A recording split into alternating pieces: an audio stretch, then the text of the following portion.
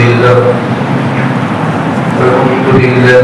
رب العالمين والعاقبة للمتقين والصلاة والسلام على سيد الأنبياء والمرسلين وعلى آله وأصحابه أجمعين أما بعد فقد قال الله تبارك وتعالى في شأن حبيبه الكريم إن الله وملائكته يصلون على النبي يا أيها الذين آمنوا صلوا عليه وسلموا تسليما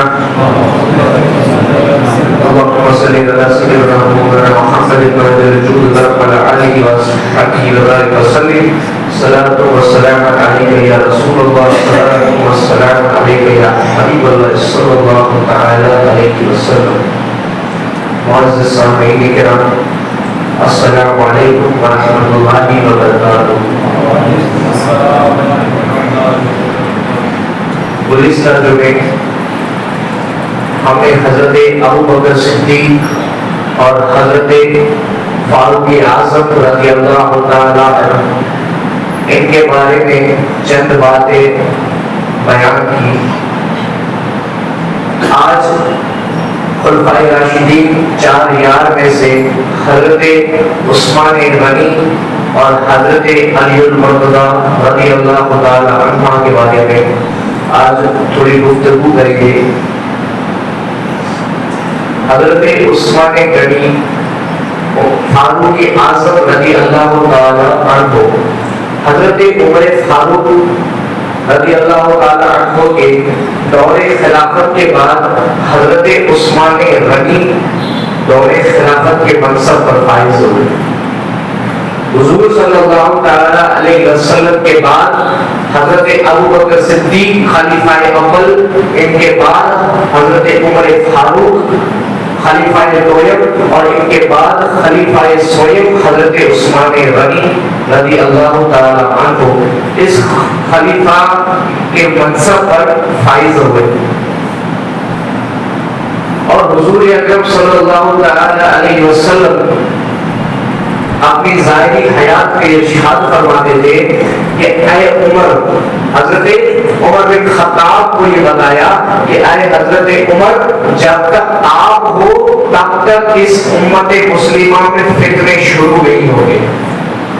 جب تک حضرت عمر فاروق رضی اللہ تعالیٰ عنہ اس خلافت میں ہے تب تک یہاں پر کوئی بھی فتنہ جاری نہیں ہوگا.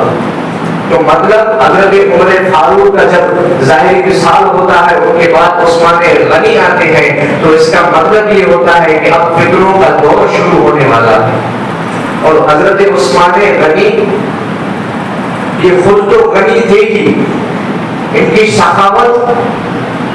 سخاوت کے چرچے تو ہے ہی دنیا بھر میں، لیکن اللہ تعالیٰ نے ان کو حیا کا بہتر بنا کر بھیجا.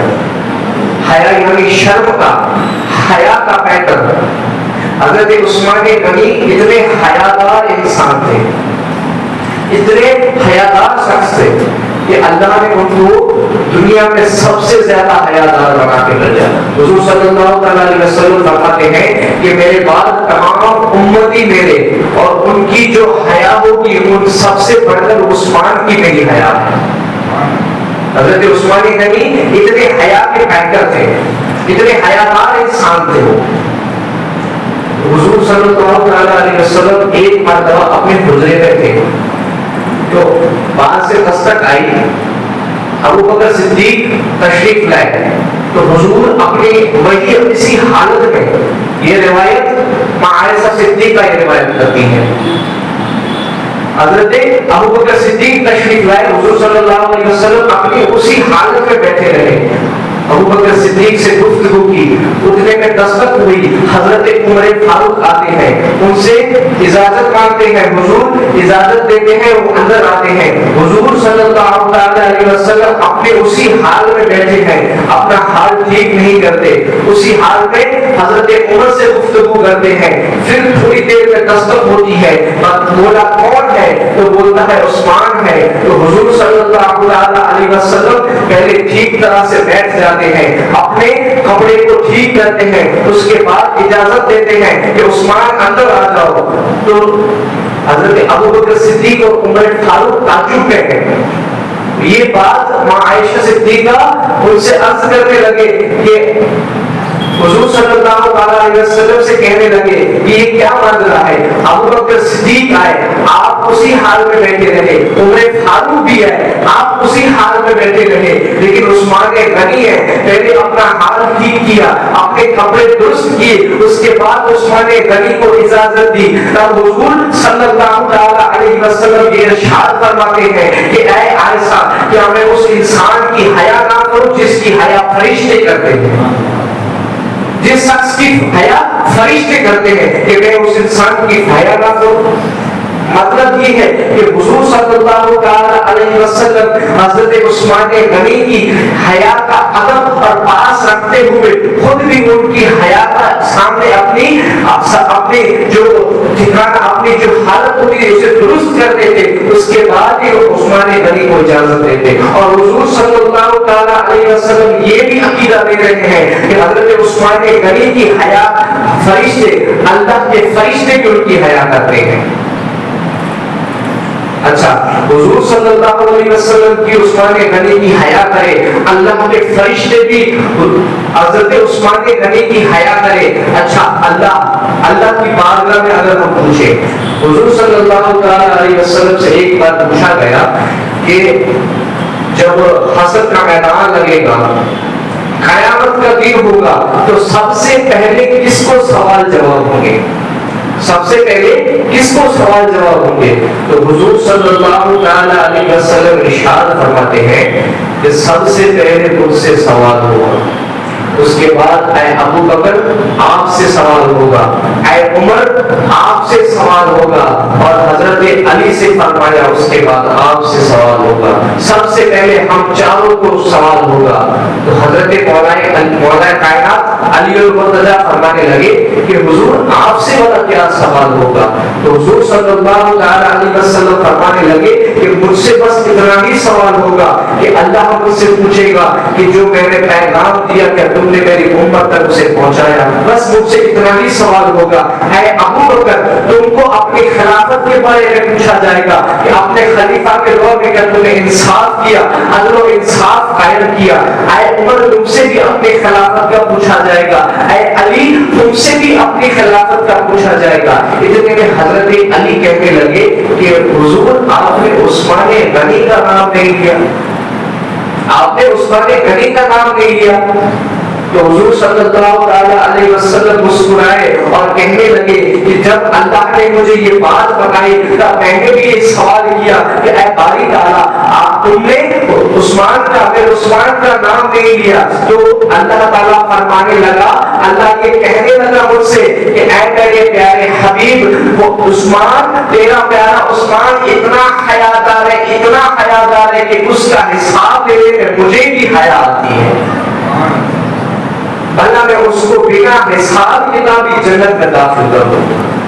تو واحد حضور صلی اللہ علیہ وسلم کے بعد اور واحد ایک ہی شخص ہے جس سے کوئی سوال جواب نہیں ہوگا. اللہ تعالیٰ بنا سوال کے عثمان غنی رضی اللہ تعالیٰ عنہ کو جنت میں داخل کرے گا. یہ اتنے بڑے حیا کے پیکر ہے کہ حضور بھی جس کا ادب کرے, فرشتے بھی جس کا ادب کرے, اور اللہ بھی جس کے ادب میں ان سے سوال نہ کرے, اور اللہ کو بھی حساب لینے میں حیا آئے. یہ ذات ہے عثمان غنی کی. عثمان غنی کی یہ ذات ہے.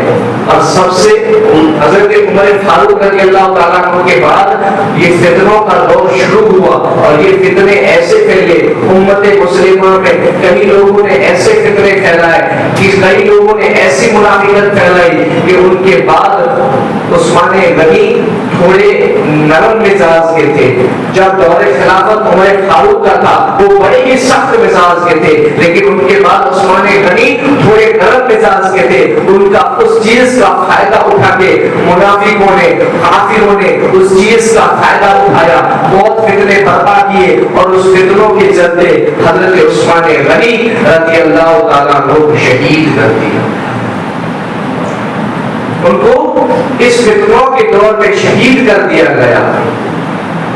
ان کے بعد حضرت علی المرتضیٰ کرم اللہ وجہ الکریم جب دور خلافت میں آتے ہیں، جب وہ خلیفہ بنتے ہیں، تو ان کی خلیفت کے دور ایسا تھا، ان کی قوت، ان کے بازو کی طاقت، ان کا جو اسلام اور ان کی ایمان کا جو جذبہ تھا، ان کی ایمان کا جذبہ ایسا تھا، ایمان کا جذبہ ایسا تھا ان میں۔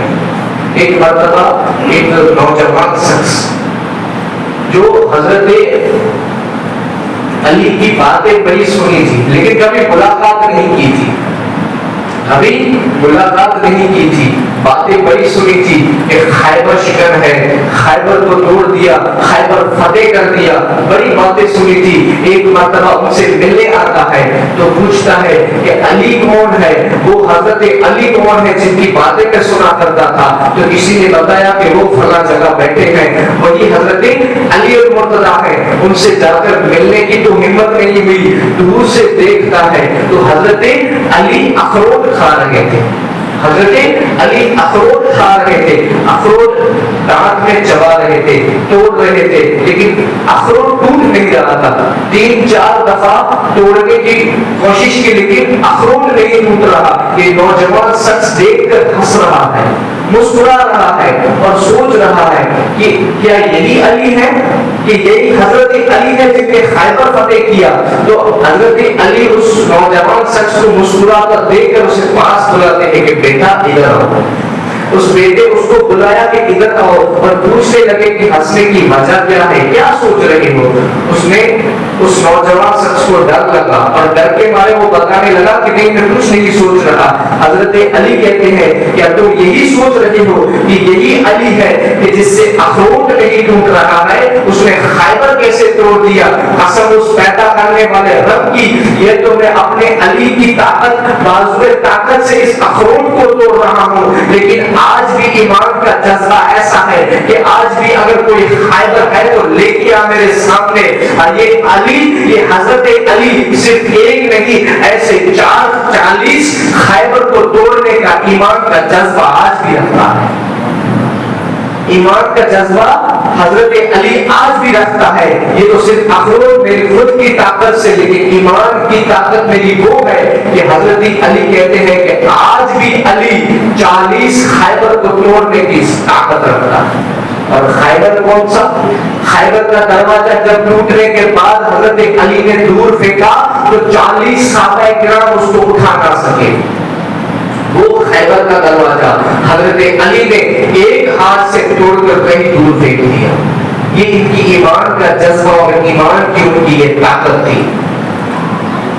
اور حضرت علی پنجتن پاک میں شمار ہوتے ہیں۔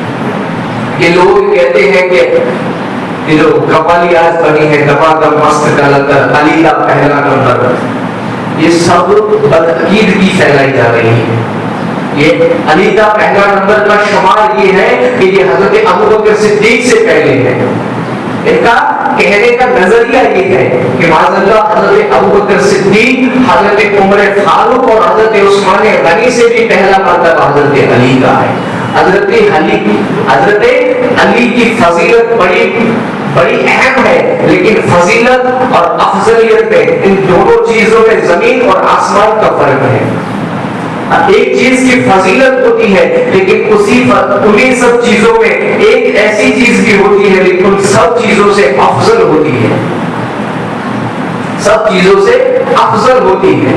تو فضیلت اور افضلیت یہ دونوں الگ مقام رکھتے ہیں۔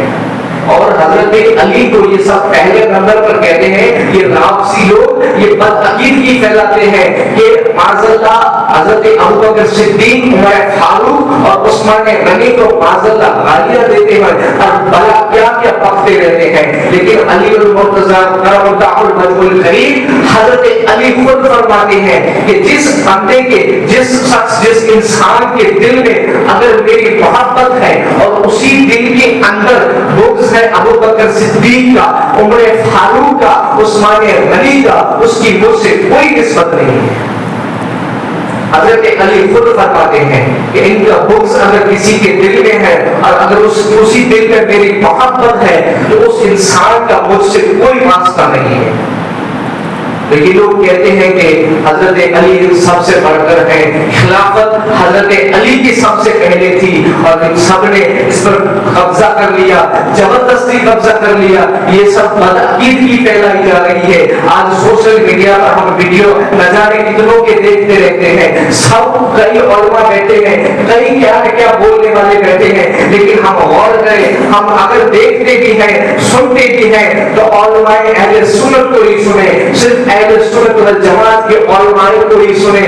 اگر پتہ نہیں تو کسی بڑے عالم سے پوچھ کر سنیں کہ اگر اس مولانا اس عالم کو سننا کیسا ہے، اگر انہوں نے اپنے یہ ویڈیو دکھا کر اپنے دل میں بدعقیدگی پھیلا دی اور ہم جاہل رہ گئے، اور اس جہالت کی وجہ سے اللہ کی ہم پر اگر کرم ہو گیا تو اچھی بات ہے، اور اللہ کی اگر رحمت ہم پر ہو گئی تو بھی اچھی بات ہے، ورنہ ان جاہلوں کے ان کے سننے سے ہمارے دل میں اگر بدعقیدگی پھیل گئی تو حضور صلی اللہ تعالی علیہ وسلم کو مرنے کے بعد جواب والا کہہ دیں۔ اور کئی مفتیان کرام، کئی صوفیاء کرام، بڑے بڑے محدثین، بڑے بڑے مفتی، کئی بڑے بڑے بزرگوں کا یہ فتویٰ ہے کہ اگر کوئی انسان اپنی پوری زندگی کعبے کے اندر جا کر نماز پڑھے، اپنی پوری زندگی کعبے کے اندر جا کر نماز پڑھے اور تہجد بھی وہی ادا کرے، پوری زندگی روزے سے رہے اور ہر روز آب زمزم سے غسل بھی کرے، پوری زندگی اپنے کعبے کے اندر گزار کر عبادت بھی کرے، لیکن اگر اس شخص اس انسان کے دل میں بغض ہو حضرت ابو بکر کا، عمر فاروق کا، حضرت عثمان غنی کا، مولا علی کا، امام حسن کا، امام حسین کا، ماں عائشہ کا، حضرت امیر معاویہ کا، اگر کسی انسان کے شخص میں اتنا عبادت گزار ہو اور کسی ان میں سے کسی کا بغض اگر ہو تو وہ مومن نہیں ہو سکتا، تو وہ مومن ہی نہیں ہو سکتا۔ اگر پوری زندگی چاہے اپنی عبادت میں گزار دے، لیکن وہ ان میں سے اگر کسی کا بھی بغض رکھتا ہے تو وہ کبھی مومن ہی نہیں ہو سکتا، وہ مسلمان ہی نہیں ہو سکتا، بھلے وہ چاہے زندگی اپنے اللہ کی عبادت کرتا رہے۔ تو ہمیں یہ ہے کہ صحابہ کرام کی ایک جو صف ہے اور اہل بیت اطہار کی جو صف ہے وہ دونوں ہی ہمارے اہل سنت والجماعت کے لیے افضلیت کا مقام رکھتی ہے۔ ہمارے نظریے میں، ہمارے علماء کرام کی بتائی ہوئی عقیدے میں، ان کی تعلیمات میں صحابہ کرام کا بھی مقام اہم ہے اور اہل بیت کا بھی مقام اہم ہے۔ اور جب بات حضرت علی کی اگر ہو رہی ہو تو حضرت علی پنجتن پاک میں شمار ہوتے ہیں۔ ایک پنجتن میں آتے ہیں حضور صلی اللہ تعالی علیہ وسلم آتے ہیں، ان کے بعد حضرت مولا کائنات حضرت علی آتے ہیں، حضرت فاطمہ الزہرا ہے، حضرت حسن ہے اور حضرت امام حسین ہے۔ یہ ہے پنجتن۔ اور ان کے بعد اگر صوفیاء کرام فرماتے ہیں اگر اہل سنت والجماعت کے پاس دوسری بھی پنجتن ہے، ایک حضور صلی اللہ تعالی علیہ وسلم ہے، ایک ذات ہے ابو بکر کی، ایک ذات ہے فاروق اعظم کی، ایک ذات ہے عثمان غنی کی، ایک ذات ہے علی المرتضی کی۔ ہم اہل سنت والجماعت ڈبل پنجتنی ہے، دو پنجتن میں عقیدہ رکھتے ہیں، اور انہی دو پنجتن میں شمار اگر دونوں میں ہے تو ایک کا نام ہے حضور صلی اللہ تعالی علیہ وسلم اور ایک کا نام ہے علی المرتضی قرب اللہ وجہہ الکریم۔ یہ دونوں پنجتن میں شمار ہے۔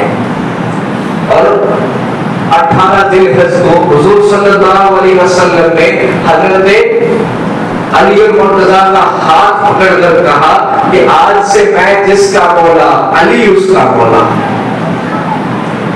آج سے میں جس کا مولا ہوں آج سے علی بھی اس کا مولا ہے۔ لیکن اس بات آج جو رافضی لوگوں میں عید غدیر کر کے مناتے ہیں، آج تو اہل سنت والجماعت میں بھی عید غدیر مبارکباد دیتے ہیں، لیکن یہ عید غدیر یہ جو علی کی شان بتائی حضور صلی اللہ علیہ وسلم نے وہ بھی 18 ذی الحجہ کا تھا، لیکن یہ جو عید غدیر کا سلسلہ شروع ہوا یہ رافضی لوگ نے یہ عثمان غنی کی شہادت 18 ذی لاگو ہوئی تھی، ان کی شہادت کی خوشی میں اور ان کے بعد علی کو خلافت ملے گی اس کی خوشی میں انہوں نے عید غدیر منانا شروع کیا۔ عثمان غنی کی شہادت میں عید مناتے ہیں اور کہیں اس دن کو دیکھ کر اہل سنت والجماعت بھی اس کی مبارکباد بھی دیتے ہیں۔ تو غور و فکر کریں، اپنے علماء کرام سے تاکید کریں، کسی چیز کا مسائل پوچھیں کہ یہ عید غدیر بنا کیا چیز ہے، ہمارے بزرگوں نے تو اس کو نہیں منایا۔ آج اس سوشل میڈیا کو دیکھ کر ہم اہل سنت والجماعت کے نوجوان اس کو عید غدیر پر مناتے ہیں اور ایک دوسرے کا مبارکباد دیتے ہیں۔ تو تھوڑی غور و فکر کریں، اہل بیت کا مقام بھی ہمارے لیے افضل ہے، صحابہ کرام کا مقام بھی ہمارے لیے افضل ہے، دونوں کا مقام اہل سنت والجماعت کے لیے ایک اہم ترین کردار نبھاتا ہے اور ہم دونوں کو ماننے والا عقیدہ رکھتے ہیں۔ وما علینا الا البلاغ وآخر دعوانا ان الحمد للہ رب العالمین۔